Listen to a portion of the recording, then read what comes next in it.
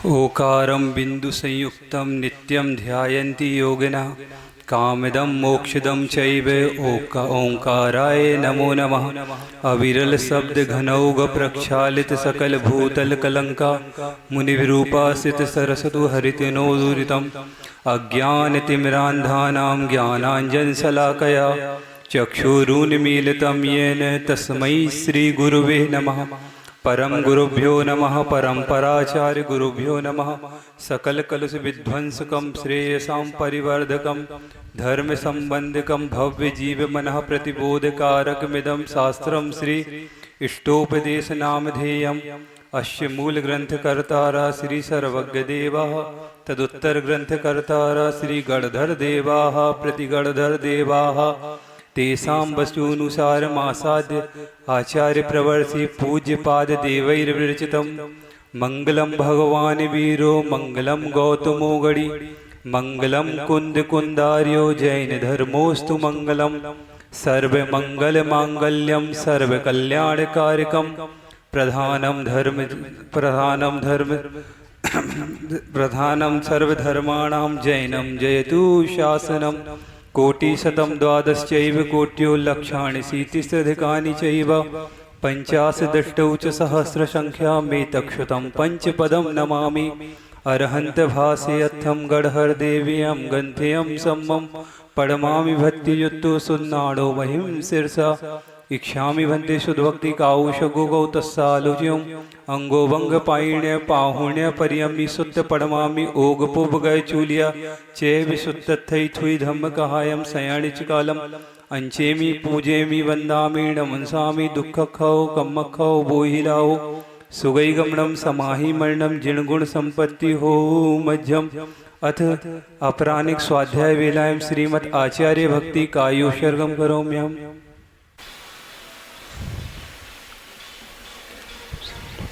सृजलधिपारगेभ्यः स्वपरमति विभावना पटुमतिभ्यः सुचरितपोनिधिभ्यो नमो गुरुभ्यो गुरुगुरुभ्यः। छत्तीस गुण समग्रे पंचविहाचार करण संदर्शे शिष्यानुगः कुशले धम्मार्ये सदा वंदे गुरुभक्ति संयमेण यातरन्ति संसार सायरं घोरम छिण्णन्ति अट्ठकम्मं जम्मण्मर्णं न पावयन्ति ये नित्यं व्रत मंत्र होम निरता ध्यानाग्निहोत्रा कुलः षट्कर्माभिरतास्तपोधन्धना साधुक्रिया साधवा शीलप्रावर्णा गुणप्रहरणाश्चन्द्रार्गतेजोधिकाः मोक्षद्वारकपाटपाटनभटाः प्रीडन्तु मां साधवा गुरवः पान्तु नो नित्यं ज्ञानदर्शननायकाः चारित्राणवगम्भीरा मोक्षमार्गोपदेशकाः। इच्छामि वन्दे आयरिभक्ति काउशगो तस्सालोच्यं सम्मणान समदंसन समचरिजुत्ताडं पंचविहाचारणम आयर्याडम आयरादि सुदनाडोपदेशयाडम ओवज्झायाडम तिरियलगुलपाणयाडम सभ्यशाउडम सयाणिचकालम अंचेमि पूजेमि वंदामि नमंसामि दुःखखौ कम्मखौ बोहिलाओ सुगई गमनम समाहि जिणगुण संपत्ति हो मध्यम।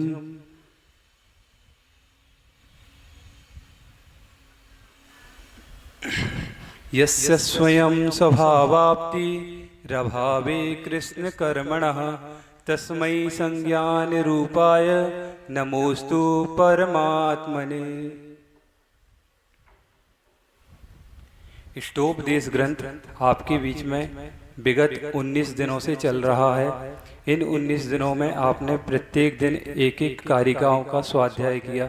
अभी तक 19 गाथाएं इष्टोपदेश की हो चुकी हैं, जिसमें आत्मा की प्राप्ति हेतु उपदेश पूज्यपाद स्वामी महाराज ने दिया।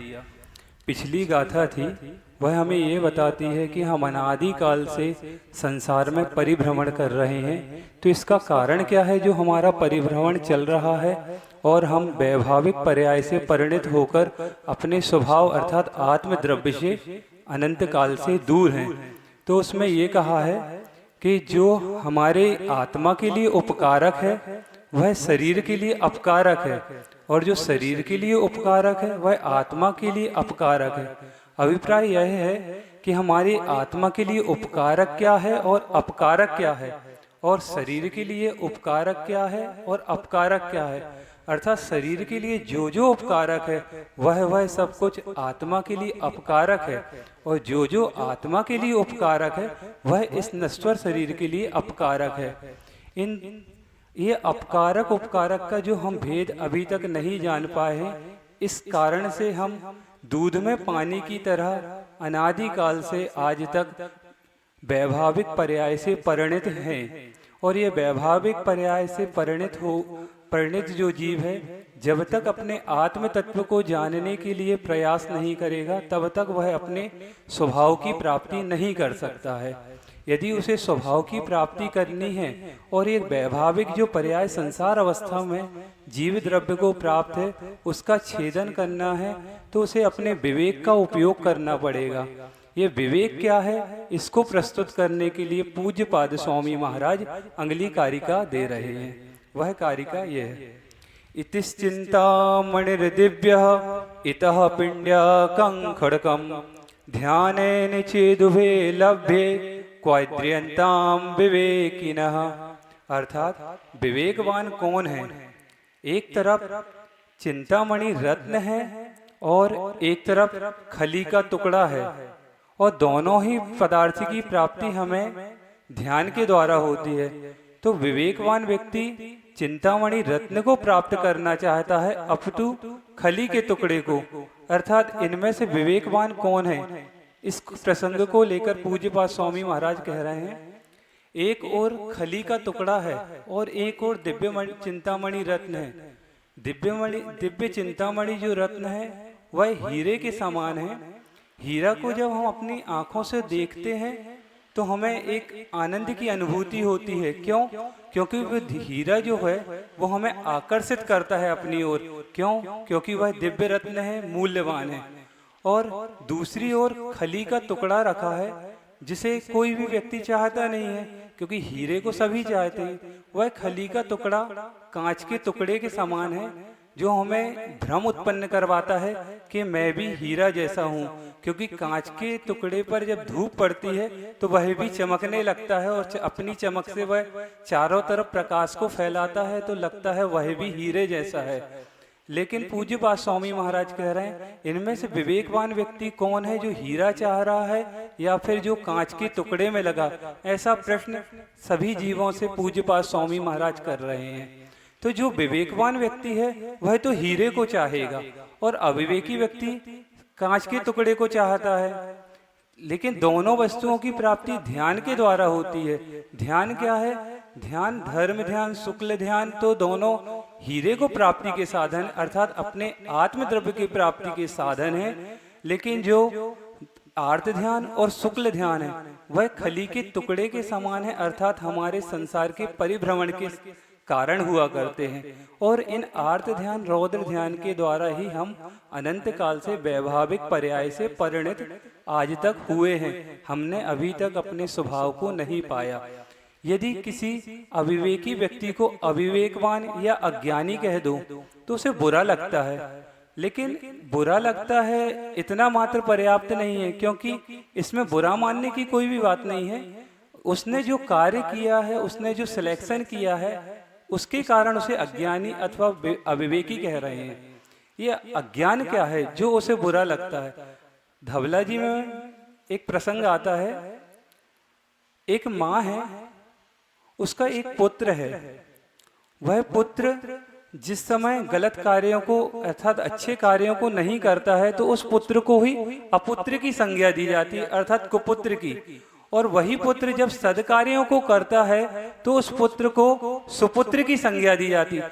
पुत्र तो पुत्र ही हुआ करता है, उसमें कोई भेद नहीं है, लेकिन वह अपने कार्यों के कारण अपुत्र अथवा कुपुत्र एवं सुपुत्र की संज्ञा को प्राप्त होता है। ऐसे ही जो ज्ञान गुण है वह तो आत्मा का अभिन्न गुण है। जब वह ज्ञान गुण मिथ्यात्व राग द्वेष आदि के संसर्ग में आता है तो वह अज्ञान की कोटि में जाता है, और जब वह सम्यक दर्शन के संसर्ग में को प्राप्त होता है तो वह ज्ञान ही सम्यक ज्ञान की कोटि में जाता है। तो जो ज्ञान है वह ज्ञान तो ज्ञान ही है, लेकिन हमारे अविवेक के कारण उसे अज्ञान कहा गया है। और जीव को यदि अज्ञानी कहते हैं तो उसे लगता है कि हमारी इंसल्ट की जा रही है, हमें अज्ञानी कहा जा रहा है। लेकिन ये ध्यान रखना होगा कि संसार में अथवा मुक्त अवस्था में भी जो जीव हैं वो ज्ञानी या अज्ञानी दो में से किसी एक संज्ञा को प्राप्त होंगे, अर्थात ज्ञानी अथवा संज्ञा अज्ञानी की संज्ञा से रहित कोई भी जीव द्रव्य नहीं हो सकता। यदि इस संज्ञा से रहित कोई जीव द्रव्य होगा तो वह जीव द्रव्य का ही अभाव प्राप्त हो जाएगा। इसमें कहा है क्वाद्रियंताम विवेकिना, अर्थात ऐसा प्रश्न किया जाता है जो व्यक्ति विवेकी नहीं है उसे आप अविवेकी कहते हैं, और जो व्यक्ति विवेकी है उसे विवेकवान कहते हैं। यदि अविवेकी को अविवेकी कहा उसे ठेस पहुंची, वो तिलमिला उठा है। क्यों? क्योंकि हमें अविवेकी कहा है। लेकिन उसे अविवेकी इसलिए कहा है क्योंकि वो पदार्थों का सही सही मूल्यांकन नहीं कर पाता है। यदि वह सही सही मूल्यांकन करे तो उसे अविवेकी नहीं विवेकी कह सकते हैं। अविवेकी इसलिए कहा, जैसे खली क्या है, अविवेकी व्यक्ति खली शब्द को ही नहीं जानता है खली होती क्या है, लेकिन विवेकवान व्यक्ति ये जानता है सरसों अथवा राई है, उसको पिरोने के बाद जो तेल निकलता है वह तो तेल है, और उसके बाद जो अवशिष्ट पदार्थ बचता है वह खली कहलाती है। और अविवेकवान व्यक्ति उस खली की ओर अर्थात जो अवशिष्ट पदार्थ है उस ओर अपनी दृष्टि रखता है, और विवेकवान व्यक्ति तेल को प्राप्त करता है, अर्थात वह पदार्थों का सही सही मूल्यांकन कर सकता है, इसलिए उसे विवेकवान कहा है। और खली को जिसने चाहा उसे अविवेकवान कहा है। इसी प्रकार यह जीव द्रव्य भी अनंत काल में अपने आत्म स्वरूप को छोड़कर मात्र खली में लगा है, उसने अपने आत्म तत्व का मूल्यांकन अभी तक नहीं किया है। प्रथमान योग और समयसार ग्रंथ में भी एक विषय आता है, कुछ विषय आते हैं वो रखते हैं आपके सामने कि एक व्यक्ति है वह कपूर की खेती करता है और एक व्यक्ति है वह प्याज की खेती करता है। जो व्यक्ति प्याज की खेती करता है वह उसकी सुरक्षा के लिए कपूर के वृक्षों को काटकर उसकी सुरक्षा के लिए बाड़ी लगाता है। तो दूसरा व्यक्ति पूछता है कि जो व्यक्ति ने बाड़ी लगाने के लिए प्याज की सुरक्षा के लिए कपूर के पेड़ को काटा है, क्या प्याज की विक्रय से तो मात्र 1,000 रुपए मिलेंगे और कपूर के एक ही वृक्ष से लाखों रुपये मिल सकते हैं। जिस व्यक्ति ने प्याज की सुरक्षा के लिए कपूर के पेड़ों को काटा है, क्या आप उसे विवेकवान कहेंगे? इसी प्रकार एक व्यक्ति जिसे धागे की आवश्यकता है और वह धागा ढूंढता है कि धागा कहीं मिल जाए और उसे धागे की प्राप्ति नहीं होती है, वह अपने गले में माला पहना हुआ है और वह उस मोतियों की माला को तोड़कर धागे की प्राप्ति करता है, क्या आप ऐसे व्यक्ति को विवेकवान कह सकते हैं? एक और मूलाचार में प्रकरण आता है, एक मुनि महाराज जी हैं, उन्हें केसलौंच के लिए राख की आवश्यकता है और वह श्रावक से कहते हैं कि कल केसलौंच करना है। तो श्रावक समझ जाता है, तो वह श्रावक जो है वो केसलौंच के लिए कुछ ईंधन को देखता है, राख की प्राप्ति के लिए उसे कोई साधन नहीं मिलता, तो वह चंदन के वृक्ष को जलाकर राख की प्राप्ति करता है। तो क्या वह विवेकवान है? बरसात के समय में किसी जीव चलते चलते कीचड़ से उसके पैर सन गए हैं और वह घर वापस आया है और घर आकर देखता है कि मेरे पैर सन गए हैं, और वह उसे धुलने के लिए पानी देखता, उसके घर में पानी तो नहीं है लेकिन पास में एक घट में अमृत भरा हुआ है और वह अमृत से यदि अपने पैर धुलता है तो वह विवेकवान माना जाएगा? नहीं माना जाएगा।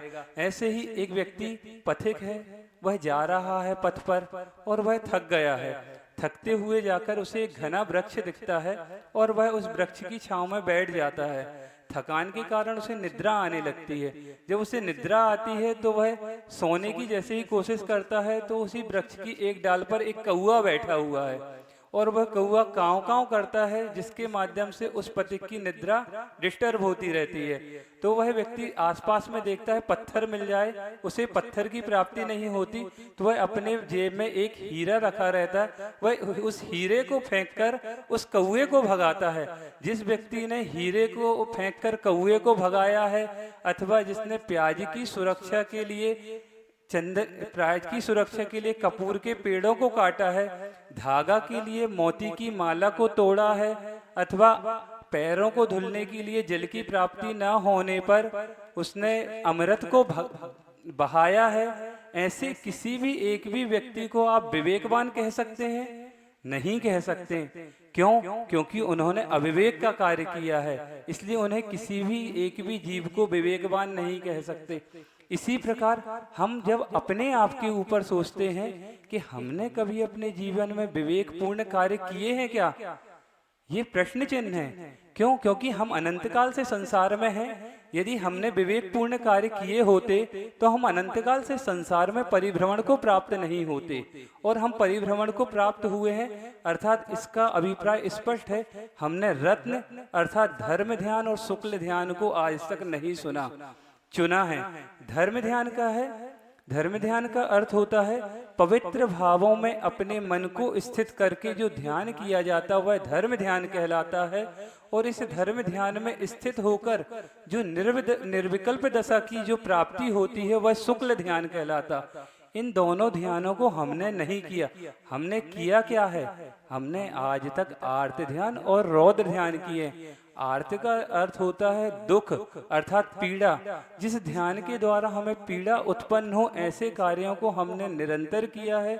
और रौद्र का अर्थ होता है क्रूर, क्रूर परिणामों के द्वारा जो ध्यान हुआ करता है उसे रौद्र ध्यान कहते हैं। इस तरह के कार्यों को हमने आज तक किया है, और हमने उचित कार्यों को किया कि नहीं किया ये हम स्वयं विवेक लगा सकते हैं। इस प्रकार के प्रसंग जब गुरु महाराज के मुख से हमारे कानों में पड़ते हैं तो वो हमें जाकर फील करते हैं और चुभते हैं। क्यों? लेकिन कुछ व्यक्ति उस सभा में ऐसे भी रहते हैं जिन्हें इन शब्दों का प्रभाव भी नहीं पड़ता, लेकिन कुछ व्यक्तियों को इन प्रसंगों का प्रभाव पड़ता। क्यों?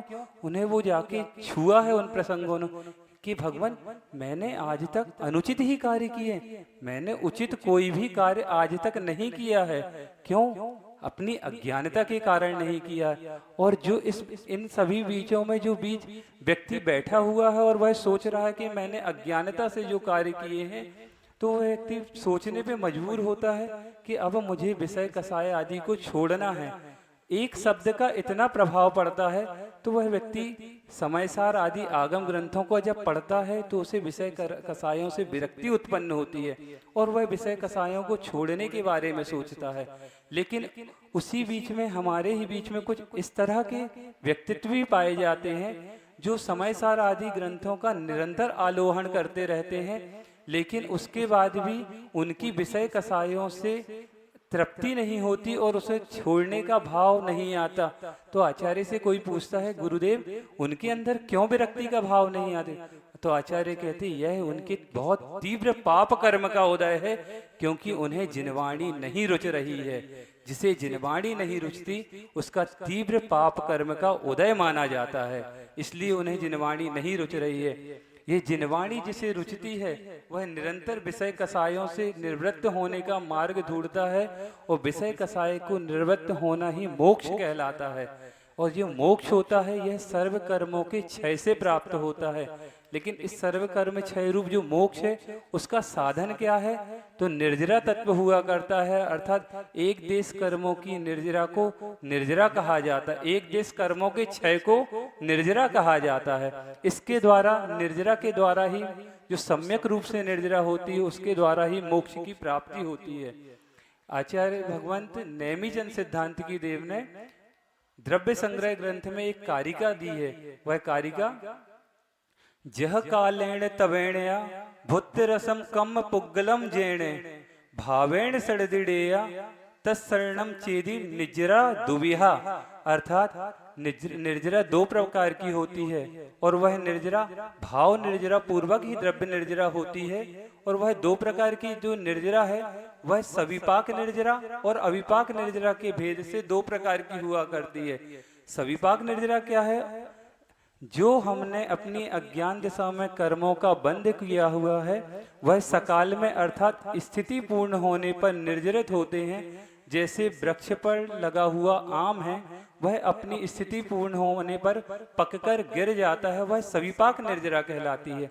और अविपाक निर्जरा वह निर्जरा होती है जो हमारे स्थिति को बंधे हुए कर्म को हम तप आदि के द्वारा स्थिति के पूर्व ही निर्जरित कर लेते हैं, वह अविपाक निर्जरा होती है। जैसे आम का जो माली होता है आम को निकालकर पकाता है पाल में रख के, इस तरह की निर्जरा मोक्ष में कार्यकारी, मोक्ष मार्ग में कार्यकारी मानी जाती है।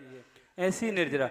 अभी सविपाक निर्जरा क्या होती है? वह निर्जरा है जो होती है, की नहीं जाती, अर्थात ऐसी निर्जरा जो निरंतर होती रहती है। और ऐसी निर्जरा जो होती रहती है उसके साथ निरंतर ही कर्मों का बंध भी होता रहता है, अर्थात आश्रव की धारा भी नहीं छूटती और निर्जरा की धारा भी नहीं छूटती, वह निरंतर चलती रहती है, आश्रव और निर्जरा की धारा। यह निर्जरा मोक्ष मार्ग में कार्यकारिणी नहीं, क्योंकि गुरुदेव एक उदाहरण देते हैं, जैसे अरहट अर्थात घटी यंत्र है। घटी यंत्र में क्या होता है? बहुत से घट अर्थात कलश लगे रहते हैं और वह एक माला की आकार में हुआ करते हैं। उसमें एक घट खाली होता है, दूसरा घट भरता जाता है, पुनः यह क्रिया चलती रहती है, आधे घट खाली होते आधे घट भरते जाते। ये निरंतर क्रम चलता है, न कभी मटकी पूर्णता खाली होती है, न पूर्णता कभी भरती है।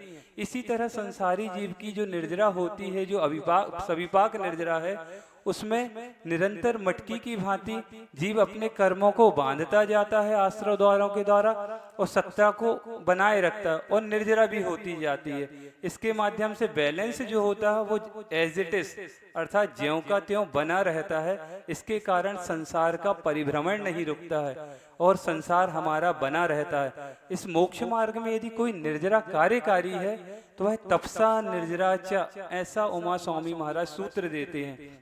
अर्थात तप के द्वारा जो निर्जरा होती है, अर्थात पुरुषार्थ पूर्वक जो निर्जरा होती है, वह निर्जरा ही मोक्ष मार्ग में कार्यकारी हुआ करती है। मोक्ष मार्ग में अनादि काल में जितने सिद्ध परमेष्टि हुए हैं वह हमेशा अपने आत्म पुरुषार्थ के द्वारा हुए और वर्तमान काल में भी जो सिद्ध हो रहे हैं विदेश क्षेत्र आदि से, वह अपने आत्म पुरुषार्थ के द्वारा ही हो रहे हैं और भविष्य में भी जो होंगे वह अपने आत्म पुरुषार्थ के द्वारा ही होंगे। अर्थात संसारी प्राणी ने पुरुषार्थ पूर्वक ही बंध को प्राप्त किया है, तो पुरुषार्थ पूर्वक ही जो वो निर्जरा करेगा उसी के द्वारा ही उसे मुक्ति मिलेगी। यदि वह यह सोचे कि जिस बंध को वो जैसा करता जा रहा है तो सामान्य रूप से बंध चल रहा है, इसी प्रकार बिना पुरुषार्थ के निर्जरा भी हो जाए और हमें मुक्ति मिल जाए, तो आचार्य कहते हैं ऐसा होता नहीं है। क्यों नहीं होता? क्योंकि हमने अपनी अज्ञान दशा में अनादि काल में जो कर्मों का बंध किया है, वह कर्म होते कैसे हैं? तो वह कर्म पुण्य रूप भी होते हैं और पाप रूप भी होते हैं। जो पुण्य, उन कर्मों में कुछ विशेष शक्ति होती है कि वो कर्म जो होते हैं स्वमुख से भी प्रवेश में आ सकते हैं और परमुख से भी प्रवेश में आते हैं। जो परमुख से प्रवेश में आते हैं उसमें संक्रमण क्रिया अर्थात परिवर्तन की क्रिया होती है और वह परिवर्तन की क्रिया डिपेंड किस पे करती है? तो वह हमारे वर्तमान के परिणामों पे डिपेंड करती है। यदि हमारे वर्तमान के परिणाम विशुद्धि को लिए रहेंगे तो हमारे जो पूर्व संचित कर्म है वह असाता कर्म का भी यदि उदय आना होगा, जिन कर्मों में संक्रमण की क्षमता है, ऐसे वह कर्म साता रूप में परिवर्तित होकर आ सकते हैं। और यदि हम संक्लेश जन्य परिणामों को रखेंगे तो जो हमारे साता रूप कर्म भी हैं वह संक्रमित होकर पाप बतला अर्थात असाता के रूप में उदय में आ सकते हैं। इन कर्मों को हमें साता रूप में लाना है या असाता रूप में लाना है, जिनमें संक्रमण की क्षमता है, वह हमारे पुरुषार्थ पर डिपेंड करता है। लेकिन कुछ कर्म ऐसे हुआ करते हैं जो स्वमुख से ही प्रवेश दिया करते हैं, उनमें संक्रमण संभव नहीं। कभी कभी कुछ लोग आते हैं और वो जिज्ञासा करते हैं, महाराज जी जब तक हम अपने पाप के कार्यों को करते रहते हैं तब तक तो हमें कोई भी बाधाएं उत्पन्न नहीं होती हैं, और हमने जब से धर्म के कार्य को करना प्रारंभ किया हमें निरंतर परेशानी बनी रहती है, ये धर्म कर्म सब व्यर्थ है। तो उनसे आचार्य पूछते हैं, आपने ये धर्म को स्वीकार क्यों किया? किम प्रयोजनम अर्थात धम्मम भोग निमित्तम या कर्म क्षयार्थम? आपने धर्म को भोगों के निमित्त के लिए स्वीकार किया है या कर्म क्षय के उद्देश्य को लेके किया है? क्योंकि अज्ञान दशा में जो आपने कर्म को बांधा है, जिस जीव ने कर्म क्षय के उद्देश्य को लेके यदि निर्जरा को करना चाहा है अर्थात धर्म को करना चाहा है, तो अज्ञान दशा में उसने जो कर्म को बांधा है, जो तीव्र पाप कर्म है हमारा, जो सौमुख से ही प्रवेश देगा, वह कर्म यदि हमारा उदय में आया है और हमने ही इच्छा निरोधो तपह किया था, जो सम्यक तप माना जाता है, अर्थात हमारी जो पाप की तरफ इच्छाएं जाती थी, हमने उन इच्छाओं को निरोध किया है, जिसके द्वारा हमारा कर्म स्थिति के पहले ही उदय में आ रहा है। इसके माध्यम से सम्यक निर्जरा अर्थात तपसा निर्जराचा हो रही है। लेकिन उस कर्म के उदय आने पर हम कहते हैं कि ये धर्म कर्म सब व्यर्थ है। लेकिन कुछ व्यक्ति जो सम्यक दृष्टि होते वो कहते हैं, क्योंकि सम्यक दर्शन भी है और कर्म जब अपना उदय में आता है तो वह अपना फल देता है, तो हर्ष विषाद भी होता है। हमारे अंदर भी इतनी संवेदना है, हम भी समझते हैं यदि कोई भयंकर कर्म यदि उदय में आया है, वो हमें हिला के रख देता है।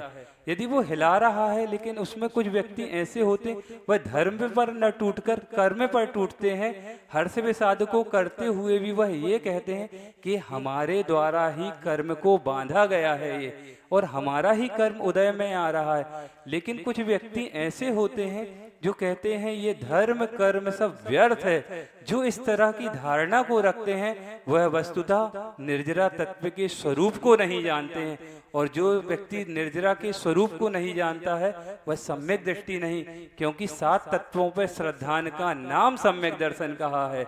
स्वरूप की बात तो की जाती है कि स्वरूप क्या है, और स्वरूप की बात करनी चाहिए, इसका निषेध नहीं है, लेकिन स्वरूप है क्या, हमने आज तक स्वरूप को नहीं जाना है। स्वरूप की बात करते हैं, कुछ लोग हमारे बीच में इस तरह भी रहते हैं जो राग आदि कार्यों को करते रहते हैं, निरंतर अपने पास धन मकान पैसे सब कुछ रखे हैं, और वह यह धारणा बनाते हैं कि चतुर्थ गुण स्थान में ही शुद्धोपयोग होता है, कि चतुर्थ, और ओहो ओहो कहते रहते हैं, जबकि उनको होता जाता कुछ नहीं। हो आचार्य श्री कहते हैं हो तो कुछ रहा नहीं, मात्र ओहो ओहो चिल्ला रहे हैं। ये उनकी जो धारणा है ये कहाँ तक उचित है? तो आचार्य श्री कहते हैं ये उनकी धारणा सर्वथा अनुचित है। इसी जिज्ञासा को लेकर द्रव्य संग्रह की टीका में एक जिज्ञासु है शिष्य, वह अपने गुरु से प्रश्न करता है कि हे भगवान, जो सम्यक दृष्टि जीव है उसे सम्यक दर्शन के द्वारा भेद विज्ञान की प्राप्ति हो चुकी है, और उसे भेद विज्ञान हो गया है, जिसके माध्यम से उसने यह जान लिया है कि ये रागादि पदार्थ जो हैं ये सब हे हैं। लेकिन वह उन्हें हे जानते हुए राग आदि का अनुभव करते हुए यदि वह यह कहे कि मात्र ज्ञान के द्वारा हमें मुक्ति मिल सकती है क्या?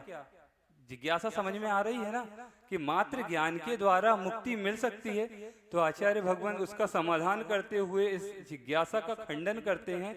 वह कहते हैं 2 व्यक्ति हैं, एक व्यक्ति इधर से आ रहा है जो अंधा है, और दूसरा व्यक्ति उधर से आ रहा है जो आंख वाला है। दोनों व्यक्ति आ रहे हैं और आपस में टकरा जाते हैं, और टकराकर गिर जाते हैं। तो जो आंख वाला व्यक्ति है, और सामान्य से भी होता है, जो व्यक्ति सशक्त होता है वह कमजोर को हमेशा दबाने का प्रयास करता है, तो वह जोर से चिल्लाते हुए बोलता है क्यों अंधे हो क्या? वह व्यक्ति जो अंधा है वह उठता है, खड़े होकर बोलता है हाँ हाँ भैया क्षमा कर दीजिए, मैं अंधा हूँ, मुझे दिखाई नहीं देता, इसलिए मैं आपसे भिड़ गया, और दोनों चले जाते हैं। पुनः दूसरे दिन वो आते हैं, तो जो इधर से आता है अंधा व्यक्ति आज फिर आ रहा है, लेकिन आज उसके पास कुछ परिवर्तन है। वह परिवर्तन क्या है? उसके हाथ में एक लालटेन है, वह लालटेन लेकर आ रहा है, और जो उधर से आ रहा है वह व्यक्ति जो आंख वाला वह आ रहा है, और उसकी नजर पड़ी उस अंधे व्यक्ति पर, और वह देखता है अरे यह अंधा कल तो कह रहा था ये अंधा है, ये मुझसे झूठ बोल रहा था, और आज लालटेन लेकर आ रहा है, चलो जाके पूछते हैं। और वह जाता है और उससे कहता क्यों भैया, कल तो कह रहे थे तुम्हें दिखाई नहीं देता, और आज ये लालटेन लेके आ रहे हो, क्या बात है? वह कहता है हाँ हाँ भैया, मैंने ये कहा था कि कल मैं अंधा हूँ, और मैं अंधा भी हूँ, और मुझे इस लालटेन की कोई आवश्यकता भी नहीं है, लेकिन मैं लालटेन इसलिए लेकर आया हूँ कि आप जैसे आंख वालों को मेरे जैसे अंधे दिख जाएं, इसलिए मैं लालटेन लेकर आया हूँ। और वह दोनों चले जाते हैं। आचार्य महाराज का कहना यही है कि जो एकेंद्रीय से लेके असंगी पंचेंद्रीय जीव जो हैं वह तो अंधे व्यक्ति के समान अज्ञानी हैं, और अज्ञानी अपनी अज्ञानता के कारण यदि कर्मों का बंध करता है तो वह कर्मों को बांध रहा है, यह तो ठीक है। लेकिन जो व्यक्ति अंधा नहीं है, आंख होते हुए भी राग द्वेष आदि को नहीं तो छोड़ता है, तो वह सम्यक दर्शन के कारण अनंतानुबंधी जन्य राग द्वेष को तो नहीं करेगा, लेकिन वह अप्रत्यख्यान, प्रत्यख्यान और संजुलन संबंधी राग द्वेष को करते हुए वह व्यक्ति भी निरंतर कर्मों को बांधता है। उसके लिए भी फल नहीं कहा गया है। किसका? मोक्ष फल नहीं कहा गया। तो मोक्ष फल किसके लिए कहा गया? जो व्यक्ति आंखों के द्वारा देखकर चलता है, अर्थात राग द्वेष आदि पदार्थ हमारे लिए हे हैं और उनका त्याग करता है और निर्मल रत्नत्रय की आराधना करता है, उसी के लिए मोक्ष फल कहा गया है। इस तरह आगम के अनुसार धारणा बनाना चाहिए, क्योंकि हम मात्र कोरे ज्ञान को रखे रहेंगे तो कोरे ज्ञान के द्वारा, कोरा ज्ञान मात्र भार के समान है। जैसे एक गधा मतलब खर वह है, उसकी पीठ पर यदि बहुमूल्य सामग्री भी रखी है और वह उस भार को लादे हुए आ रहा है और उसके बेचने से बहुमूल्य राशि की भी प्राप्ति होती, तो क्या उस गधे को उससे कुछ फायदा होता है? नहीं होता। वो वह राशि उसके स्वामी को ही मिलती है, और गधा को क्या मिलता है? वही घास। और उसी प्रकार जो व्यक्ति अपने अंदर यदि ज्ञान का भार मात्र लेकर चल रहा है, वह भी उस खर अर्थात गधे की ही तरह है, क्योंकि वह उस भार को ढो रहा है, उसके द्वारा उसे अपना आत्म तत्व प्राप्त नहीं हो रहा है। एक बार बड़े महाराज जी के मुख से कई बार संस्मरण में सुनते हैं, वो एक दृष्टांत सुनाते हैं कि एक आचार्य महाराज हैं और उनका संघ है तो कुछ शिष्य भी हैं, और उसमें गुरु महाराज अपनी जगह बैठे हुए पाटा पे। वह एक शिष्य आता है, उनका काफी समय हो चुके, उसे 8-10 साल लगभग दीक्षा लिए हुए, और वह आचार्य महाराज से कहता है, गुरुदेव अब हमारा मन नहीं लगता। गुरुजी गंभीर हैं, गुरु हैं, तो वह सोचते हैं क्यों, पूछते हैं ऐसा क्यों, क्या बात हो गई? तो वो कहता है गुरुदेव हमें इतने वर्ष हो गए हैं और आज तक हमें अपनी आत्मा का स्वाद नहीं आया, यहाँ अब हमारा मन नहीं लगता, ये सब व्यर्थ है और अब हम जाना चाहते हैं। तो गुरुदेव अपना धैर्य नहीं खोते हैं, वो कहते ठीक है जैसी आपकी इच्छा, कुछ बात मानोगे हमारी? तो कहते हाँ गुरुदेव कहिए। एक दिन रुक जाओ, कल आना सुबह, फिर हम आपको बताते हैं। वह गुरुदेव को नमोस्तु करके चला जाता है। गुरुजी एक श्रावक है जो उपगूहन अंग को जानता है, उपगूहन क्या होता है। उस श्रावक से कहते हैं सुनो तुम्हें एक काम करना है। वो कहता है जैसी आज्ञा गुरुजी। तुम्हें एक बोतल शराब लेके आनी है। तो वो कहता है जैसा आप कहें, और यहाँ लाके रख देना है। वह एक बोतल शराब लाके रख देता है और वह शिष्य पुनः दूसरे दिन आता है। गुरु हैं तो गुरु अपनी धैर्यता और गंभीरता का परिचय देते हुए अपने शिष्य का स्थितिकरण करना बहुत अच्छे से जानते हैं कि कौन शिष्य कैसा है, किस शिष्य का स्थितिकरण कैसे करना होगा। और वह आता है, गुरुदेव आपने कहा था कल सुबह आना, मैं आ गया हूँ। तो कहते हैं ठीक है, मैं ये बोलो मैं जो कहूँगा वो करोगे? तो कहता हाँ गुरुजी आप जो कहेंगे मैं वो करूँगा। और वह शिष्य को किनारे ले जाते हैं और कहते ये बोतल पकड़ो। और वो जैसे ही पकड़ता तो कहता क्या है गुरुजी? तो वह कहते मैंने कहा ना जो कहूँगा वो करोगे, करो जो मैं कह रहा हूँ। और वो कहते तुम इसको अपनी अंजलि में लो और इससे कुल्ला करो। वह एक बार कुल्ला करता है शराब से, वो कहते पुनः करो, वह दोबारा करता। ऐसे गुरुदेव उससे 3-4 बार कुल्ला करवाते हैं और आकर अपने पाटे पर बैठ जाते हैं। और वह शिष्य भी आता है। तो शिष्य कहते क्यों, तुम्हें शराब का नशा आया? तो वो कहता नहीं। तो क्यों नहीं आया? क्योंकि तुमने मदिरा का सेवन नहीं किया, इसलिए तुम्हें शराब का नशा नहीं आया। तुमने शराब का कुल्ला किया है, कुल्ला करने से नशा नहीं आता। इसी तरह तुमने आज तक धर्म को अंगीकार अर्थात आत्मसात नहीं किया है, तुमने आज तक धर्म का कुल्ला ही किया है, इसलिए तुम्हें आज तक आत्मा का स्वाद नहीं आया। कहने का मतलब यह है कि जब तक कोरा ज्ञान रखे रहोगे तब तक तुम्हें अपनी आत्मा का स्वाद आ नहीं सकता है। एक प्रसंग और आता है निर्जरा के सरवार सिद्धि में। अज्ञानी का तप, अकाम निद्रा और अज्ञानी का तप अर्थात देव आयु के बंध के लिए कहा है। अज्ञानी का तप क्या होता है? व्यक्ति जिस साधना के द्वारा मोक्ष को प्राप्त कर सकता है, लेकिन जो जीव उस साधना के द्वारा भोगों की आकांक्षा को लेकर जो तप करते हैं वह अज्ञानी का तप कहलाता है। वह भयंकर साधना करते हैं, वृक्षमूल अभ्रावकाश आदि को करते हैं, एक एक पैर पर 6-6 महीने खड़े रहते हैं, सब कुछ करते हैं, हिमालय की कंदराओं में जाकर रहते हैं, सब करते हुए भी लेकिन क्यों? वह उस पदार्थ को चाहते, अर्थात सांसारिक सुख को चाहते, आत्मिक सुख को नहीं चाहते और निरंतर साधना करते। छेढ़ाला में भी एक पंक्ति आती है, मुनिव्रत धार अनंतवार ग्रैविक उपजायो, अर्थात मुनिव्रत को धारण करके भी एक अभव्यजय जीव ग्रैविक की आकांक्षा करके ग्रैविक को उपजाता है। वह क्या करता है? वर्तमान में जो हमें सामग्री प्राप्त है उसका उपभोग नहीं करता, बल्कि उसको दांव पे लगाता है कि इसके माध्यम से हमें ग्रैविक की उत्पत्ति होगी, अच्छा ग्रैविक की सुखों की प्राप्ति होगी। उसका उदाहरण बड़े महाराज जी देते हैं। एक व्यक्ति है, उसके हाथ में एक लड्डू है, वह लड्डू को खा नहीं रहा, क्यों? वह उसे दांव पे लगाता है कि इसके माध्यम से मुझे 10 लड्डू मिलेंगे। वह उन 10 लड्डुओं के लिए ऐसी साधना को कर रहा, ऐसी इंद्रिय जनित जो सुख है उसको प्राप्ति के लिए, जिस साधना के द्वारा हमें सुख की अर्थात आत्मिक सुख की प्राप्ति होती, वह इन सांसारिक क्षण भंगुर सुखों में ही उलझा रहता है। उसे ये भान ही नहीं कि ये जो सांसारिक सुख है ये तो पर्याय मात्र है, और पर्याय का स्वरूप ही यह होता है कि उत्पन्न हुई है तो यह व्यय को प्राप्त हुई है, अर्थात यह नश्वर है।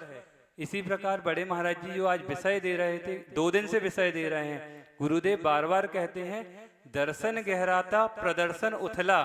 ये प्रदर्शन क्या है? तो आप कंटिन्यू 2 दिन से सुन रहे हैं बड़े महाराज जी के मुख से ड्रामा। ये ड्रामा निरंतर संसारी प्राणी करता है, और इसने ड्रामा करते करते ये संसारी प्राणी मोक्ष मार्गीय क्षेत्र में भी ड्रामा करता है। कैसे? बड़े महाराज जी के पास कुछ लोग आते हैं कभी कभी, कहते हैं महाराज जी प्रायश्चित दे दो। तो बड़े महाराज जी पूछते हैं काय का? वो कहते हैं महाराज जी सामायिक छूट गई। तो महाराज जी पूछते हैं आपकी प्रतिमा कितनी है? तो कहते प्रतिमा तो नहीं है। तो महाराज जी कहते जब संकल्प ही नहीं है तो विकल्प किस बात का?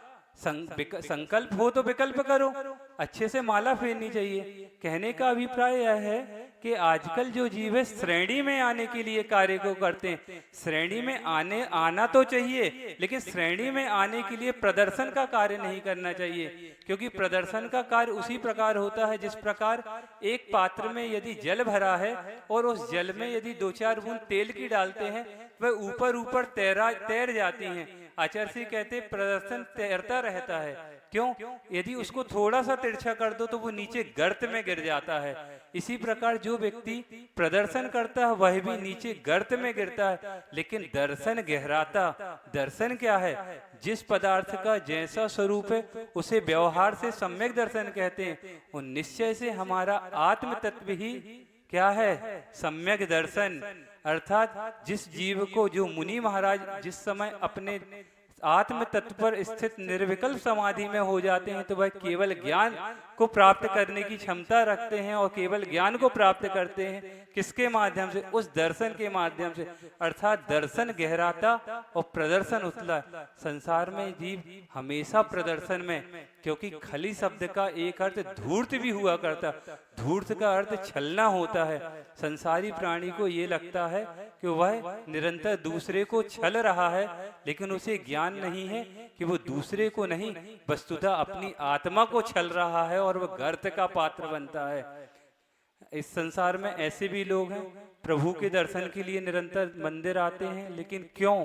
प्रयोजन क्या है उनका? वह निरंतर सांसारिक चाहतों को लेके धन, मकान, पैसा, बीवी, बच्चे, नौकरी, पेपर आदि इन सब परिणामों को लेकर प्रभु के दर्शन के लिए आते हैं कि हमारा यह कार्य सिद्ध हो जाए। वस्तुतः यह स्वार्थ कहलाता है, जबकि प्रभु की भक्ति निस्वार्थ होनी चाहिए। प्रभु हैं जो, वह प्रभु बने कैसे? तो प्रभु के लिए अभी अष्टपाहुड़ के स्वाध्याय में परमेष्ठी कौन होते हैं आया था।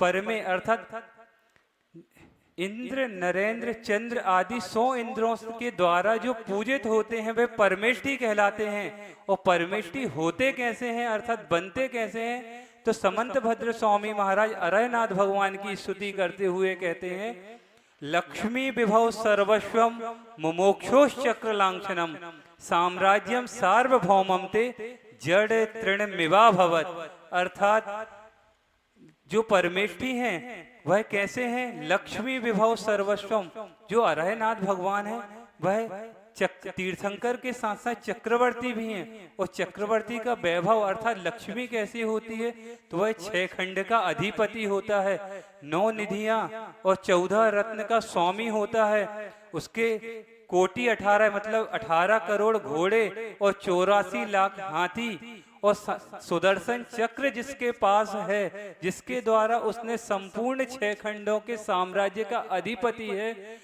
ऐसे तीर्थंकर जो परमेष्ठी हैं उन्होंने ऐसे साम्राज्य को जड़ तृणमिवा भवत अर्थात जीर्ण तृण के एक घास के तिनके के समान अपने पैरों की ठोकर, अपने पैरों से ठोकर मारकर छोड़ दिया है। और जिन्होंने ये सब साम्राज्य को छोड़ा है उनके पास हम सांसारिक वस्तुओं की मांग के लिए आते हैं। वस्तुतः ये हमारा अज्ञान माना जाता है। क्यों?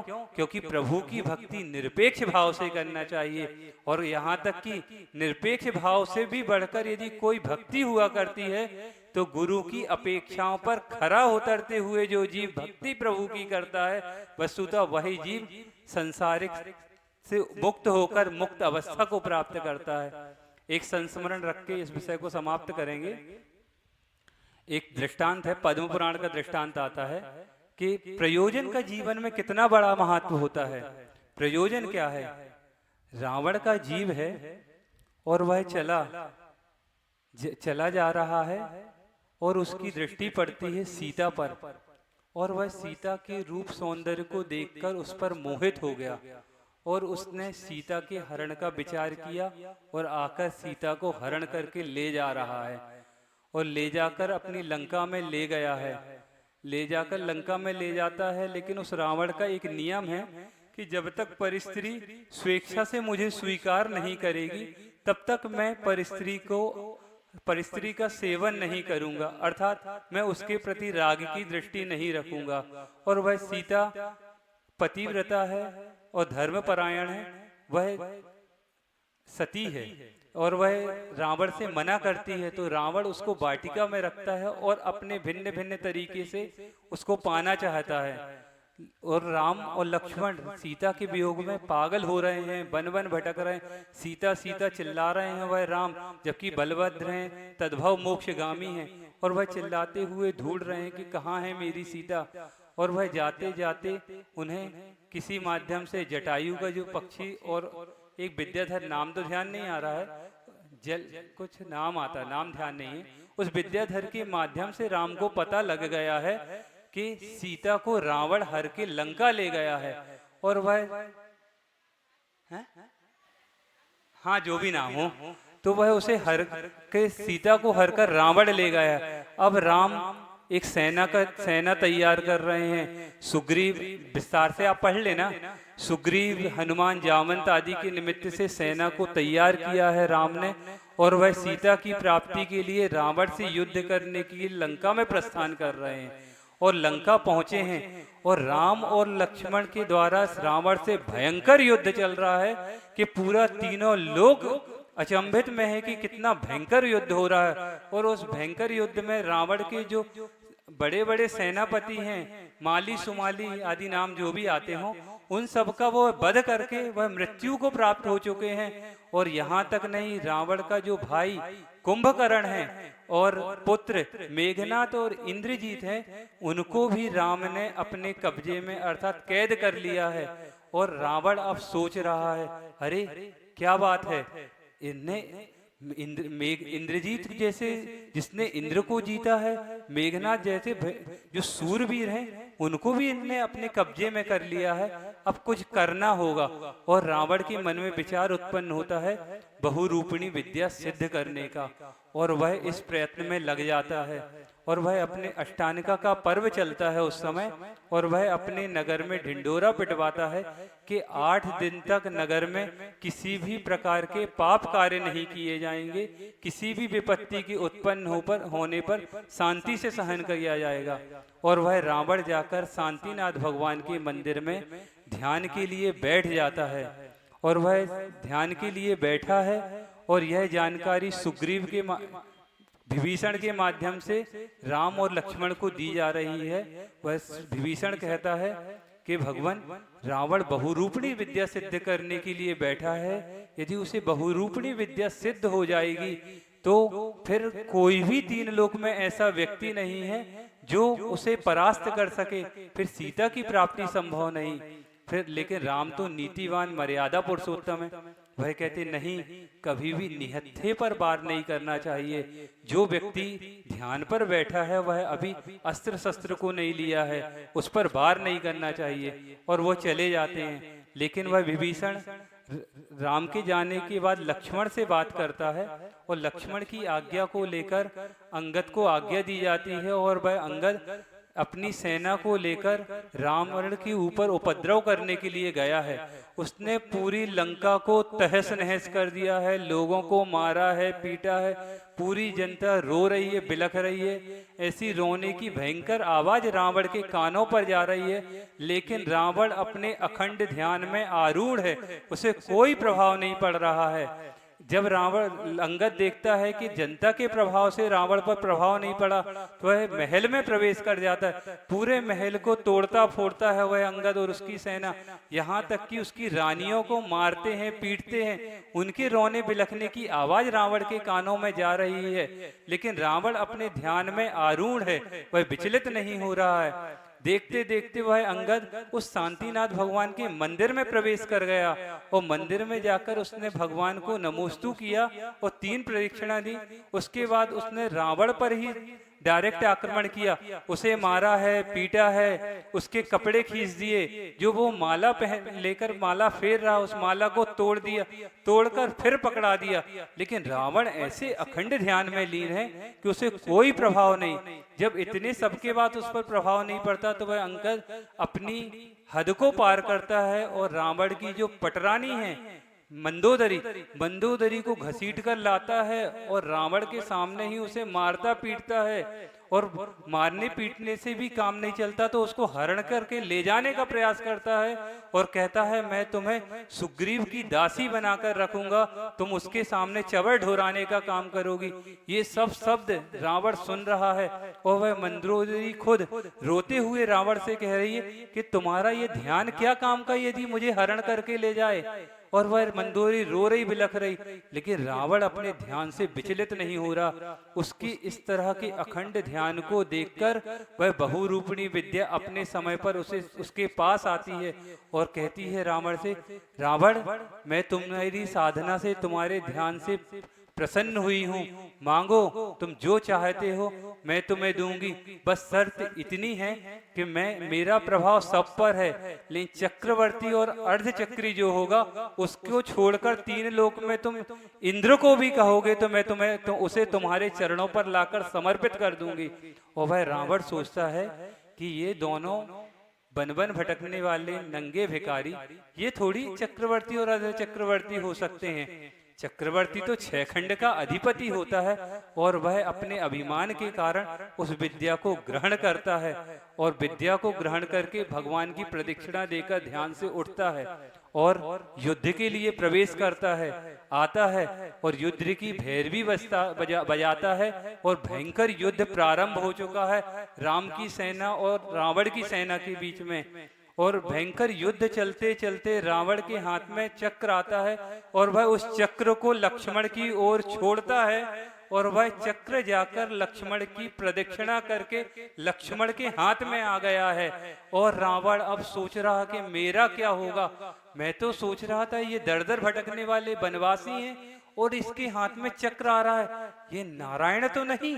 और इतना वो सोचता है और लक्ष्मण चक्र को रावण के ऊपर छोड़ देता है और रावण की गर्दन धड़ से कटकर नीचे जमीन पर आकर गिरती है। आचार्य कहते हैं रावण ने ऐसा ध्यान किया है, यदि ऐसा कोई ध्यान कोई मुनि महाराज करते तो वह शुक्ल ध्यान में आरूढ़ होकर संपूर्ण घातिया कर्मों का क्षय करके केवल ज्ञान को उत्पन्न कर सकते थे।